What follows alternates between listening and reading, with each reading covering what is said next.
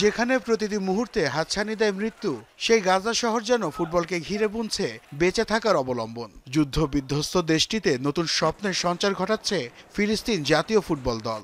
কাতারে অনুষ্ঠিত আরব কাপকে ঘিরে খান ইউনিসের রেস্টুরেন্টগুলোতে পড়েছে সেই আমেজ। তিউনিসিয়ার বিপক্ষে ম্যাচে সব চোখ ছিল টেলিভিশন সেটের সামনে। ক্ষণিকের জন্য গোলা বারুদের আতঙ্ক ভুলে গিয়ে ফিলিস্তিনের জনগণ মাতলেন ফুটবল আনন্দে। ফুটবল আমাদের বেঁচে থাকার অন্যতম মাধ্যম। 2 বছরের বেশি সময় ধরে চলা ইসরায়েলি আগ্রাসনের মধ্যে এখান থেকেই বিনোদন পাই আমরা। আমি মনে করি প্রত্যেক ফিলিস্তিনির দায়িত্ব আমাদের জাতীয় দলকে সমর্থন করা। আরব কাপে তিউনিসিয়ার সঙ্গে টানটান উত্তেজনার ম্যাচ শেষ পর্যন্ত ফিলিস্তিন ড্র করলেও সেখানে জয়ের সমান আনন্দ খুঁজে পাচ্ছেন সমর্থকরা। এই ম্যাচের মাধ্যমে আমরা আকাশসম আনন্দ খুঁজে পেয়েছি। এই ড্র আমাদের জয়ের সমান আনন্দ দিয়েছে। ফুটবল এখানে আত্মার সাথে জীবনের মেলবন্ধন তৈরি করে।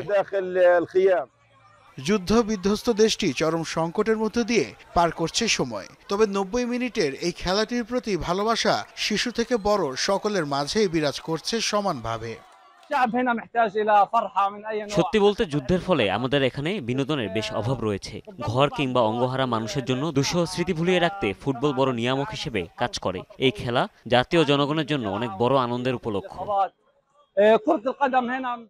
দেশের মানুষের ভালোবাসার জবাব ভালোভাবেই দিচ্ছে ফিলিস্তিন জাতীয় ফুটবল দল। 2027 এশিয়া কাপ নিশ্চিতের পাশাপাশি 2026 বিশ্বকাপে অংশ নেওয়ার দৌড়ে খুব কাছাকাছিতে অবস্থান করছে তারা। নাসিফ শুভ, যমুনা স্পোর্টস।